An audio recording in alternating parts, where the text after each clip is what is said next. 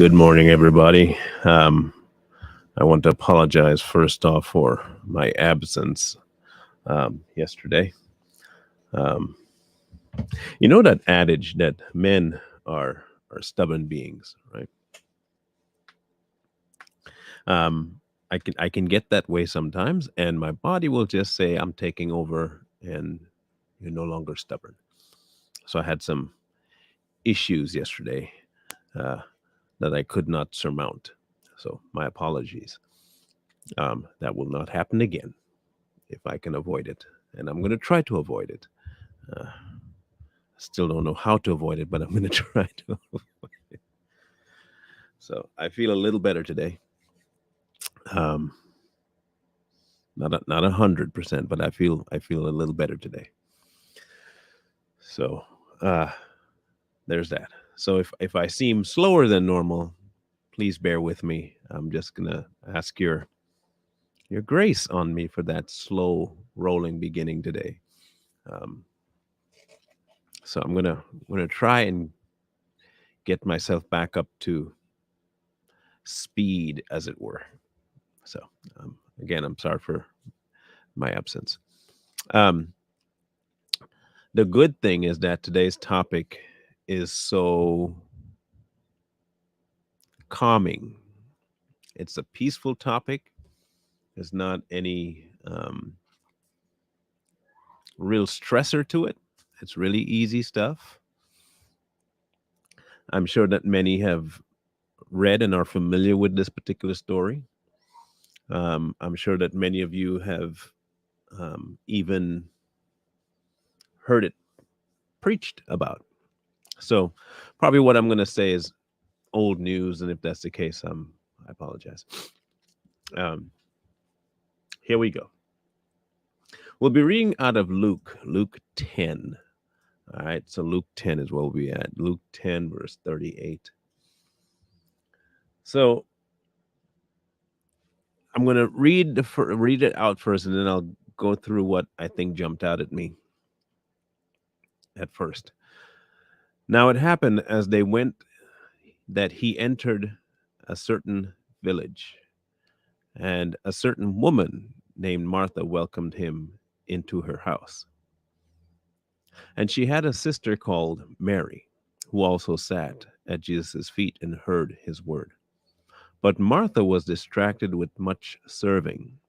And she approached him and said, Lord, do you not care that my sister has left me to serve alone? Therefore, tell her to help me. And Jesus answered and said to her, Martha, Martha, you are worried and troubled about many things. But one thing is needed, and Mary has chosen that good part, which will not be taken away from her. Now,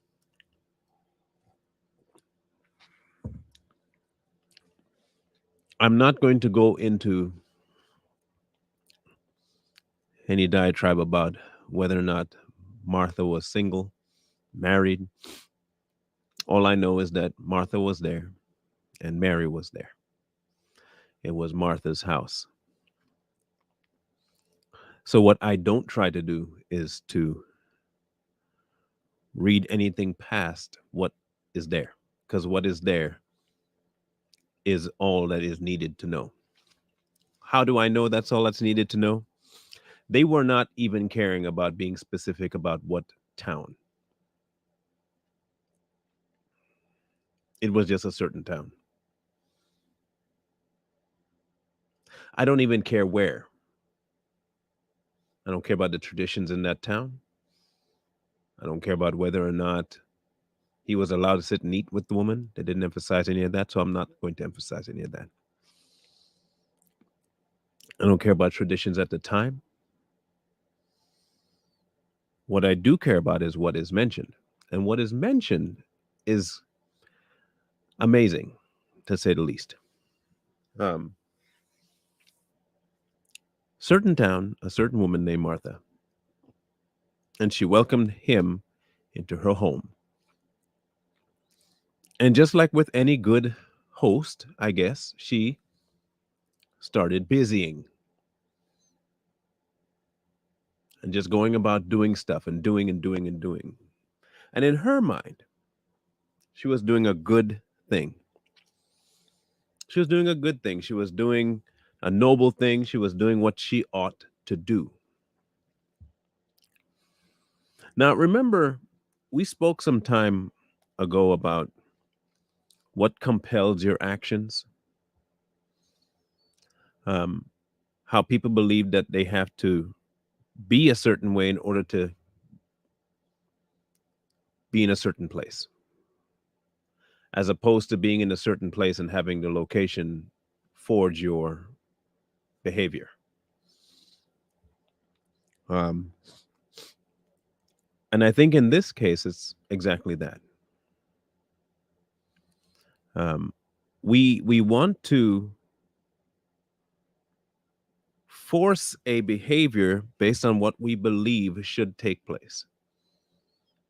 And sometimes we'll act out of a location that has no knowledge of the thing we're doing. So with Martha, I'm welcoming Jesus into my home.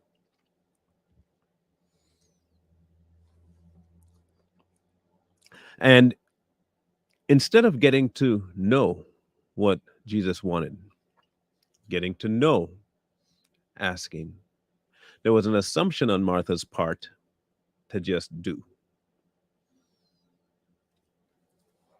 Meanwhile, the assumption on Mary's part was to just be. She just wanted to be. The Christian walk, as they say, is laden with the doing.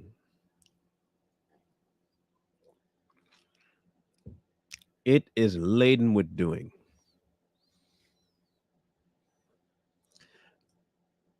Mary is not a saint, and that's not the same Mary at all. And Mary is not a saint.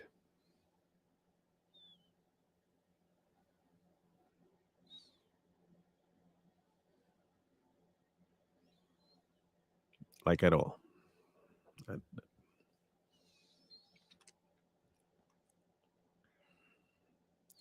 In any case, I said before, this is not about Mary being anything. This is about Mary's purpose, the message of what she did to us. That is what we're talking about. Servitude is good, not knocking Martha at all. But servitude without knowledge is wasted. Servitude is good, but servitude without knowledge, wasted time. You see, Martha was functioning in the habit guest, serve. Really big guest, really serve and get help.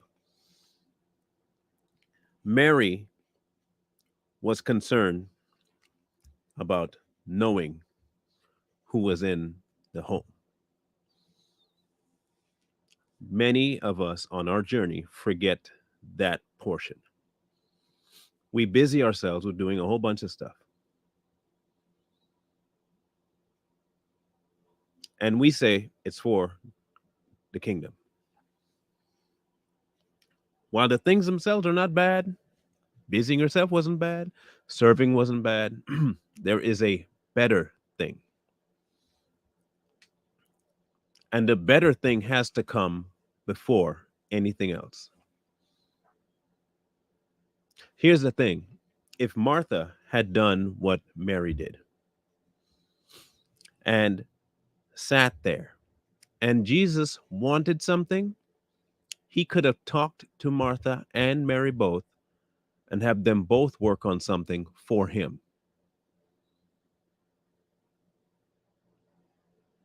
Martha didn't wait to find out what the master needed. It was all based on traditional assumptions of what she thought he was waiting for and wanting. Mary sat and listened. She just sat.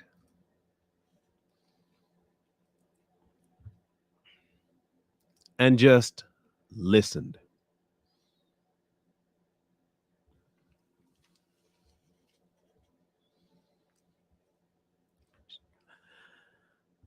Um, the crazy part about the majority of Christians today is they're getting bogged down in your value, but the way you put it. We don't ever want to see our value the way Christ sees us. We see our value the way we see us. And a lot of us see ourselves as really valuable.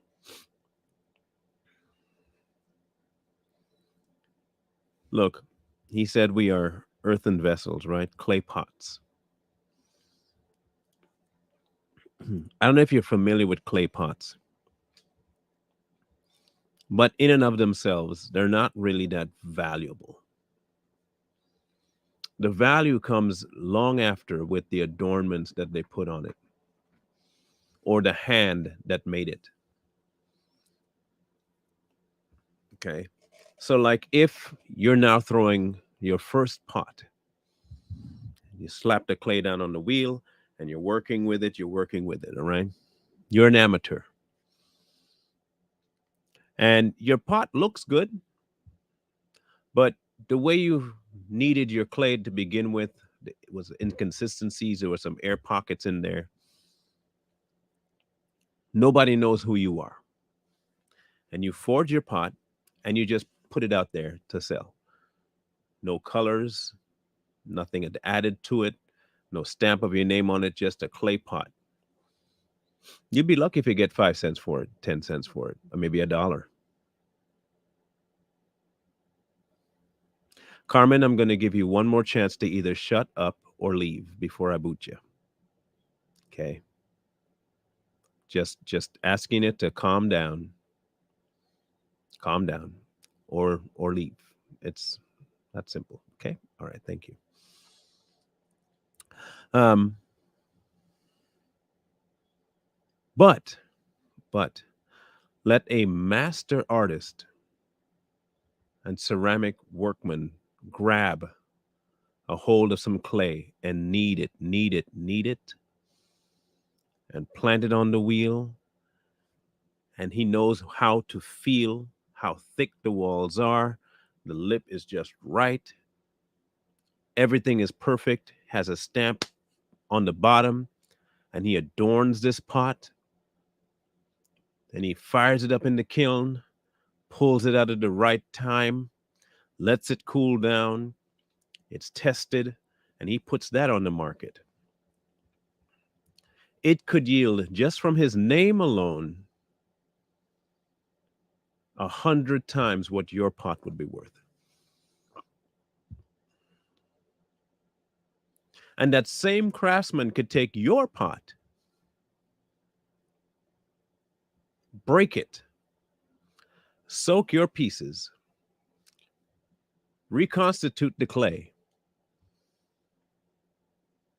completely revamp it, mold it up, still your clay, and adorn it the way he wants. And it's now worth something. Martha made her own pot, not worth anything. Mary allowed Jesus to mold her pot. All right, that's it. We ain't doing this. Um, Sitting there at his feet is vital. It's vital for two reasons. It subdues your doing out of your own energy, and it gives you the opportunity to know the person you're supposed to be doing something for anyway. That's the goal. You need to know your master before you can do anything for your master. You won't be able to know his voice when he tells you to go do something. You can't tell any of his instructions because you don't know what he will want. And you can't even tell anybody about him because you yourself don't know him. Now, you can tell me everything he said. You could say, go read it. And if you never tell me to go know him, that's not going to help me. If I never go know him, I will be wasting time. I'll be busy. I could go get my scholarship right now from a seminary and become a preacher and just be in the book all day long. Read it front to back, tell you every historical detail about it, where this passage is repeated here and where that passage is repeated there, and what precursors and all that, and never, ever, ever sit at his feet. And you'll find many people like that at the pulpit today.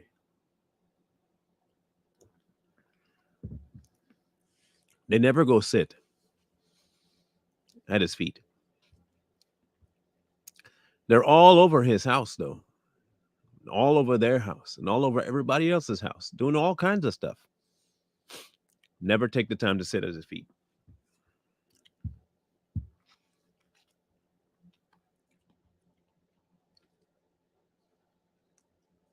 You know what you call a wife that does everything around the house properly and is always cooking,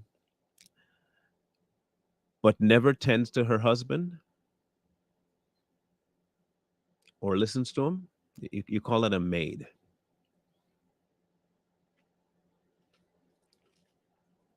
You see, out of knowing her husband, knowing what he needs, the house, it automatically gets taken care of.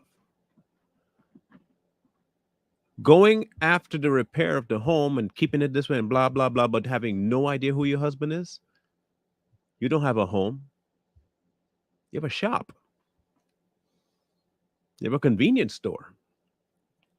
You are just a janitor.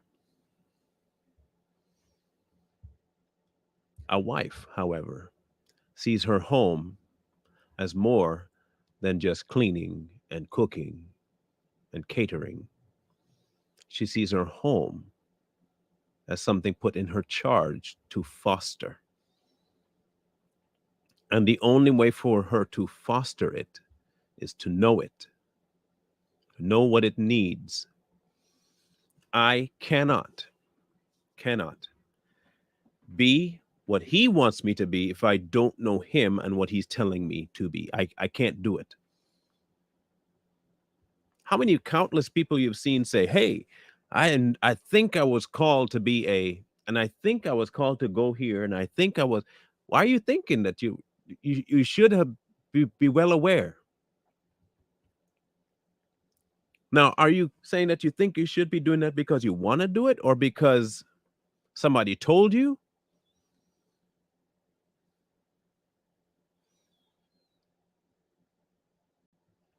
Or do you feel like you should be doing it? Did you ever just sit there and tell him, send me when you need me sent? And I'm not taking a step in any direction until you fully direct me to do it. A lot of us just go. We just Martha around all over the place. Just keep Marthering, Marthering, Marthering. New word. Very rare of us marry. We dig the Martha aspect, but we don't really like the Mary aspect. Being still and waiting and listening and being is very hard on modern Christians.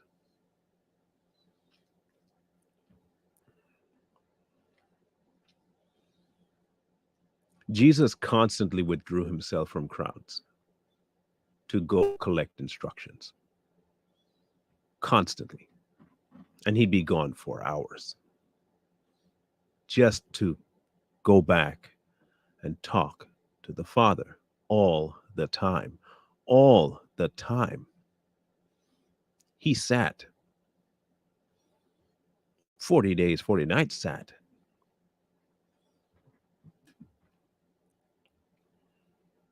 Why are we above sitting?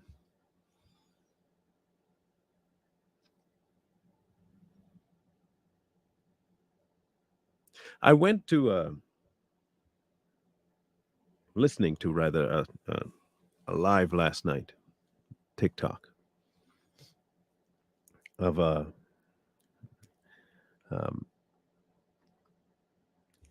guys talking about the Bible and Christianity and all that stuff. And something that he had said kind of made me ask a question about what he was saying. Um, that we need to have a mentor because there's a big deal about mentoring in the Bible and stuff like that. And so I asked, do you need a mentor? He said, well, just read, you'll find out. And I've never understood those kinds of answers. Like, if you know, just tell me. Like, I don't see how it's that difficult. If it's something that you are really sold on, then tell me. You're putting me in the same position as the Ethiopian eunuch was trying to get out of. You just put me right back into a book that suppose I don't understand. Then I'm going to come back to you with the same question, and all you're going to tell me is read. Then I ask, okay, what's the gospel? What did Jesus preach? He preached the gospel. So what's the gospel? The gospel is the good news. What's the good news? Just read it. Read John, read Matthew. You'll see it. If you know it, just tell people, man. Don't get tired of telling them. Keep telling them. Why resort to telling them to go read? If you know, tell them.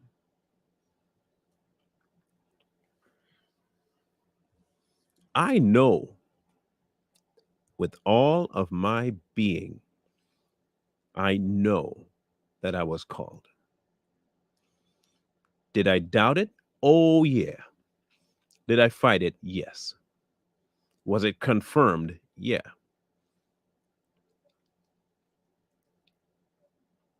But when I was called fully and I accepted it, the first thing I had to go do was sit. I had to go sit. I had to wait to know who I was going to speak about. If I didn't know him, it wouldn't be any value to my speaking. It's why it's so essential for me to keep telling you to go back to him and allowing him to speak to you.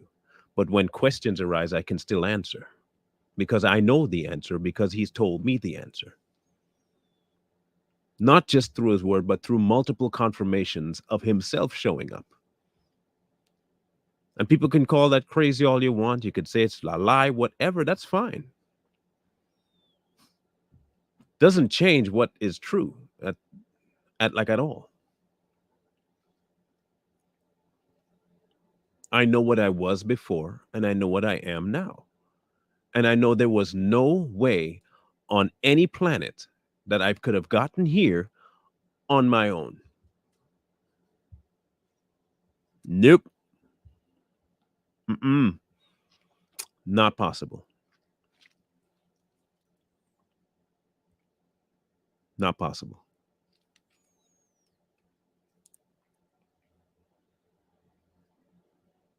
But if you want to know what he wants you to do for him, you have to know him.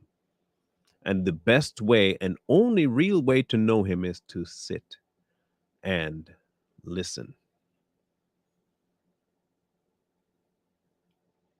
And he will speak. The reason he sent the Spirit was for deeper communication. All heavens declare his wonders, all of it. You can see Jesus is there. You can see God is there. You see it all over the planet. That's a fundamental communication that he puts out to us. It's there. Basic. You can see it in babies. Basic. But having him speak to you is relationship. And Mary chose relationship.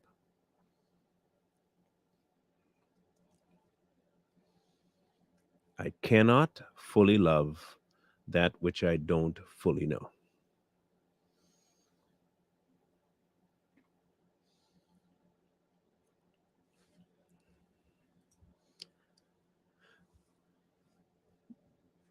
Now, when Martha came and told Jesus, she left me alone to serve, tell her to help me. What Jesus said to her wasn't straight off the bat, Mary's doing better than you, stop. He told her directly, you are worried and troubled about many things.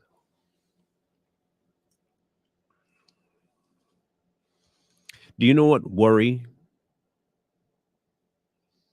produces? There are two things that worry can produce: laziness or overkill in work. Worry can either paralyze you or have you run yourself into the floor, doing, and hoping that what you're doing neutralizes your worry. Am I doing enough? Is what I'm doing sufficient for God? What else can I do? Martha was worried about many things, and her reaction was to do. Mary was concerned about one thing, and she did that. He said, but one thing is needed. Not good, not would be nice. One thing is needed. I keep saying that there are very specific statements made. And for people, we hear it and we don't like necessarily what is being said. So we try to adjust. And we try to say, well, if you look at the other verses that have this kind of, this is what it could be, but what does it say right here? And then you might be called an extremist for taking the Bible too literal.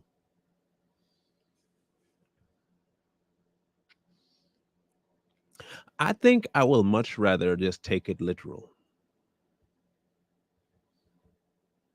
I've yet to figure out what's the downside to taking it literally.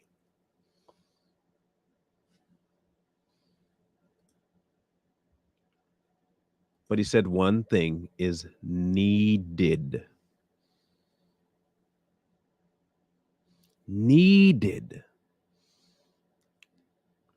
Not you can maybe do without it. You have to have it. It is necessary.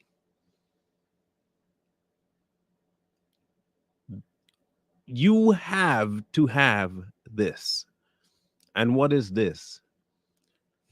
To sit and hear him.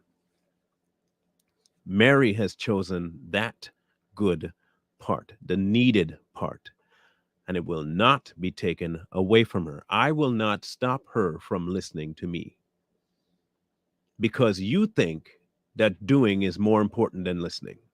I'm not doing that. She chose to hear me.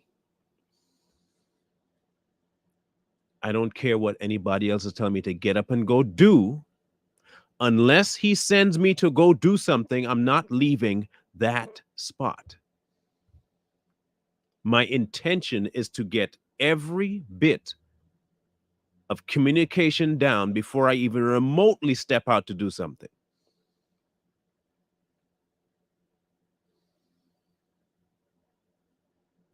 My busying is me avoiding listening.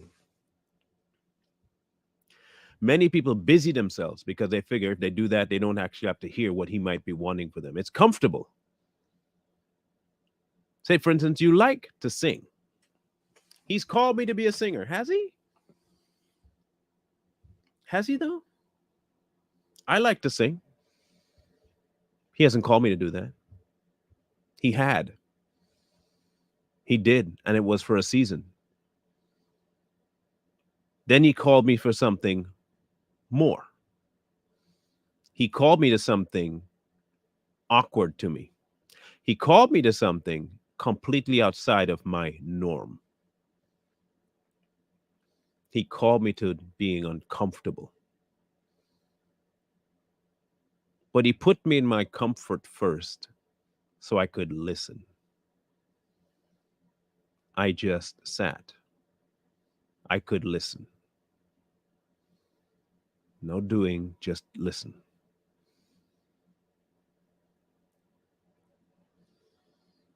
Majority of the time when he calls you to do something, it's normally not in your wheel well. It's not something that you are so accustomed to doing that it's natural.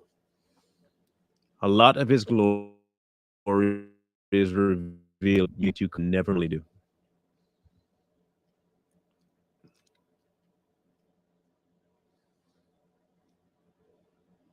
It's crazy that he'll do that.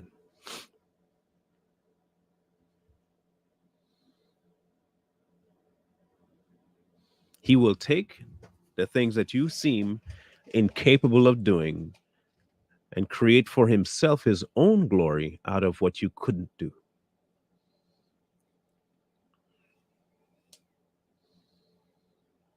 Honestly, don't look for him to give you a calling that's normal. I'm not saying he can't use your talent. I'm sure he could. He gave it to you.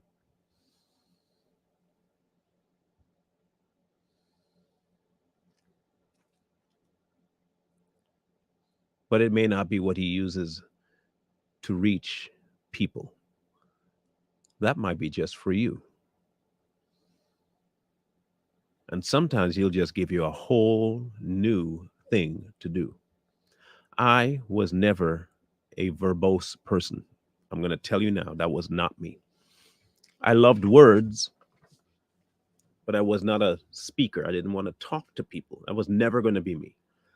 Put me in the back of the room away from everybody else, but do not put me in front of a crowd. Don't do that. Mm-mm.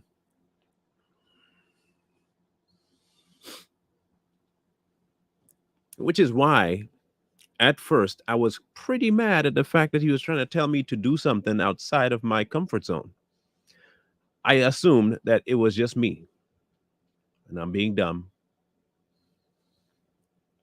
The odd thing is when you start to understand how he speaks and what he says and how he sounds, you can't mistake it for anything else. And I really don't care who tells me he's not speaking. That's okay. You don't have to believe it.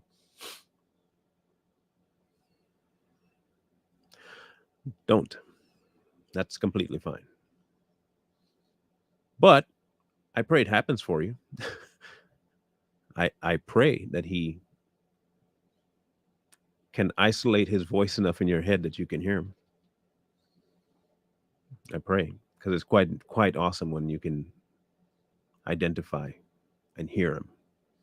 He's not telling me anything new. It's not like he's giving me some new download from new gospel or anything. Nothing like that. I'm not writing some new book that he hasn't said. I'm not writing some new gospel or something. I'm not doing any of that. What he's speaking to me is what's true of him to me.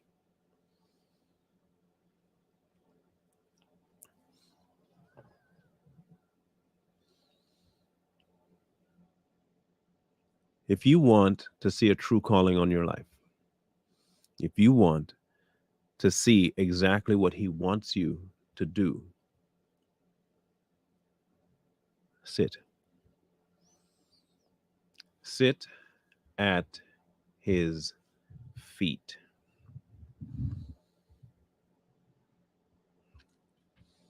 Every time Jesus spoke, people littered mountainsides just listening. Buildings were filled listening.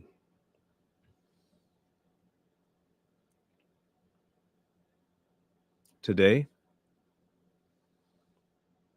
we don't listen no more. He told you directly that the Holy Spirit would remind you of what he actually said. We don't want that. Holy Spirit doesn't speak. It's all in the word right there.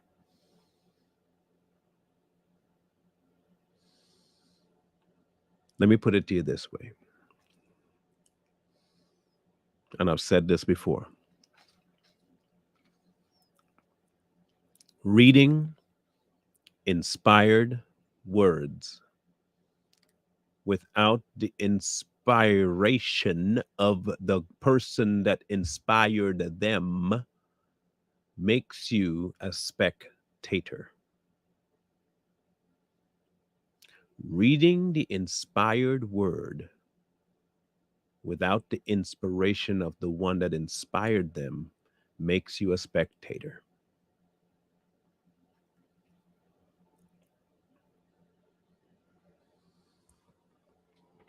Okay? It makes you a spectator.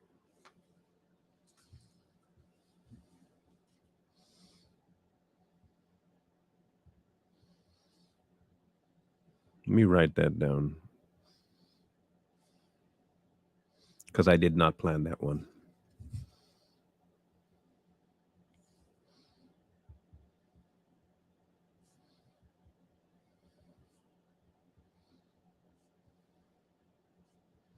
Excuse me, real quick.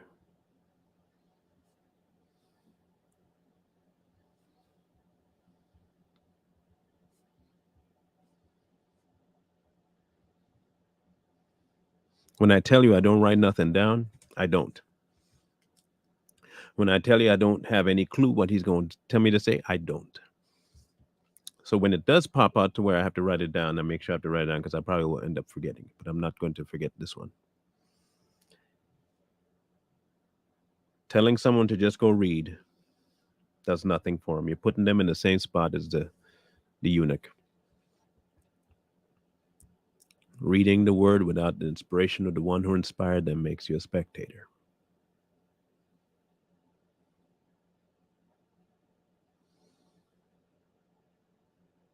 That's what you are now. But if I know the one of whom the words speak, the words will come to life in me because I have an identifier now. It is translated to my real world. I no longer have to worry about whether or not it applies to me. I don't have to worry about any of that because I'm reading it with the same eyes and ears of the one that inspired those men. And he did leave that tool for you, and it's called the Holy Spirit. That's your tool. That's your guide. He gave you that. Don't lean on what you think it, you know, it says. You think. Stop thinking for you. Let him do the thinking. It's his words. It's his. Don't read with the idea of what you wanted to say. Read with what he meant it to say. The only way you can know what he meant to say is by knowing him. And people say, well, you won't know him unless you read the word. That's why the Spirit is there. The Spirit is a direct confirmation because the Spirit is word.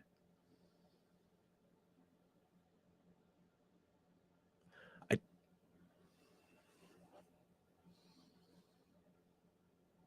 he left it all there for you. That's how he left it to endure. It's untouchable by man. Can't be tainted, can't be twisted, can't be added to, can't be taken away from. It is. Man can manipulate it. You can't translate it wrong. It just is.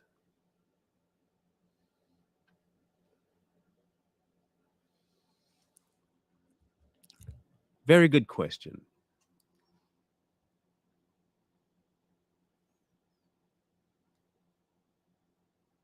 So, everybody's brain is different, right? Some of us have a very short attention span. I was one of those people, very short attention span. It went right along with my fuse, both very short, very, very short.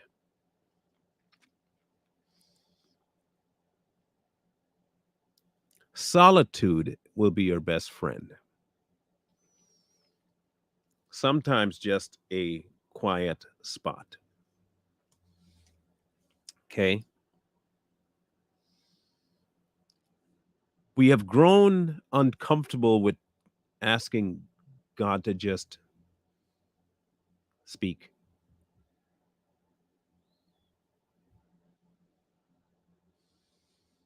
Like we want to sit and pray about something.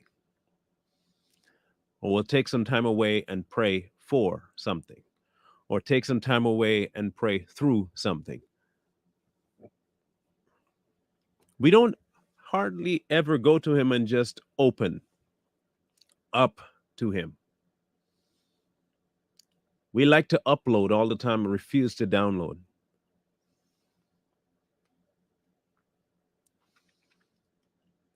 We love to bring concerns, bring praise, and all that stuff, but we don't just want to just be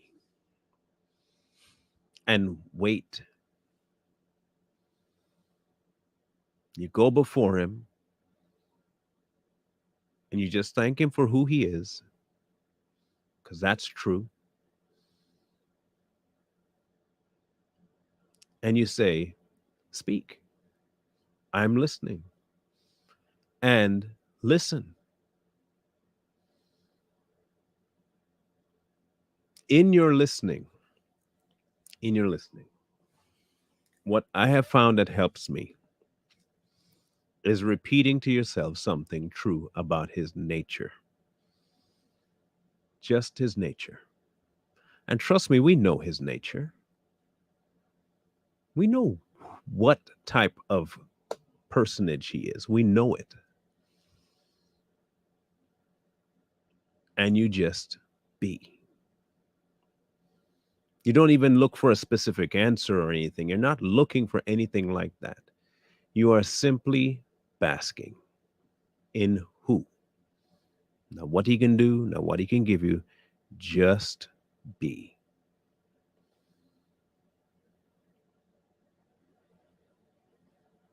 You ever have a time where you just want to sit with your spouse, or you have a dog and you just want to sit, the dog not moving around, just laying there? Or you've seen images of people just sitting in a hammock, just being. Don't have anywhere to be, don't have anything to do, just be. We have a hard time doing that. We have a really hard time just being. We want to do, we want to do, we want to say, we want to hear. Not give. Just be. Marry for a minute. Just marry for a minute. Stop marthering. Just marry for a minute. If that just means sitting in quiet and just reading and asking as you're reading for him to show up. That's fine. But B, shut your mind off from what you got going on in the world. That has nothing to do with you right now. He's got that taken care of anyway. Nothing of the world matters. Like zero. Only thing that matters in your time is to just be. Dishes, forget them. I don't care. Laundry doesn't matter. House dirty, don't care. You're being. Bill coming due, he's got that. B. The amount of worry that you see will just go off of you. It feels so good. It feels so good. Just be. Sit and marry.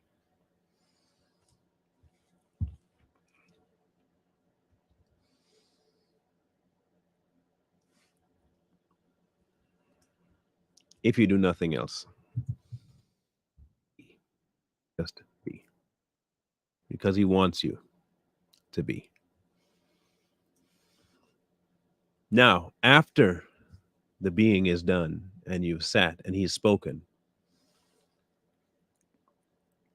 and he's told you what needs to be done, it will segue perfectly into tomorrow's topic of the Gideon effect. It segues perfectly after you've sat and after you've been and you've been immersed, the Gideon effect can take over. Because the Gideon story, man, Gideon story is a powerful one. That one is just. So we'll be going into Gideon tomorrow. Um, so prep for that, because I'm telling you, like, he's rarely spoken about. Rarely spoken about. And I don't know why. I don't know why people rarely talk about Gideon. But we will. We will talk about Gideon tomorrow.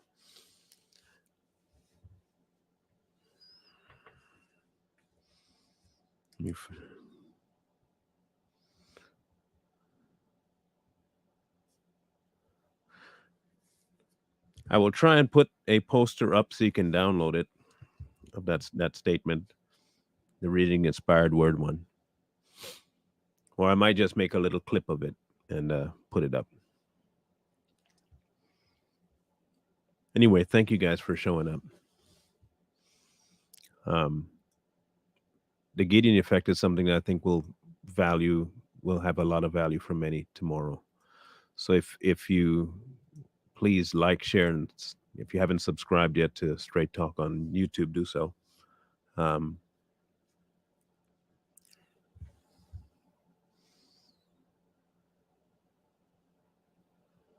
going to be putting together my schedule for next week, and next week I have two reaction lives to do. One will be, so I can tell you about this one. One will be about Matt Walsh and Joe Rogan. They had a sit down, and I was rather disappointed in Matt Walsh, to say the least. Rather disappointed. Thank you, Pearl.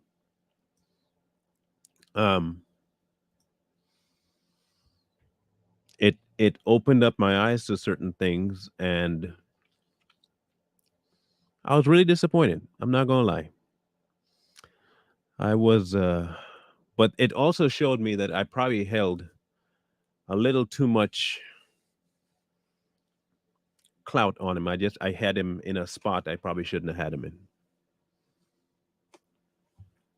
So we're gonna dissect that discussion, and hopefully I can do it in a way that won't get me a strike or something. But I want to discuss that discussion they had about marriage and gay marriage and all that stuff. And I think once you hear it, you'll understand why I was disappointed.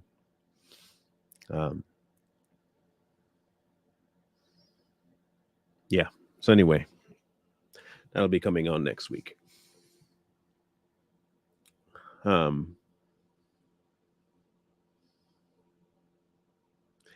For those who have sent me stuff, I got 2 letters day before yesterday. So if you guys have sent anything, let me know so I can know to take a gander and look out for it. So I can make sure I let you know that I got something. Otherwise, we'll be back here tomorrow. I'm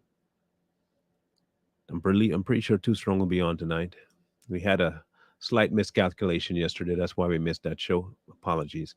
And then, of course, last night was on me. I'm sorry. But I have all confidence that the show was a massive success either way. Those guys are brilliant human beings, so I have no doubt it was an amazing show. I'll have to go back and watch it today. I jumped in for a brief second, but then popped right back out. So go show them some love, and we'll catch you guys on the flip side later today. Wisdom calls to you from the streets. So please, please, please find wisdom. Peace. Hold tight the dreams, for if dreams die.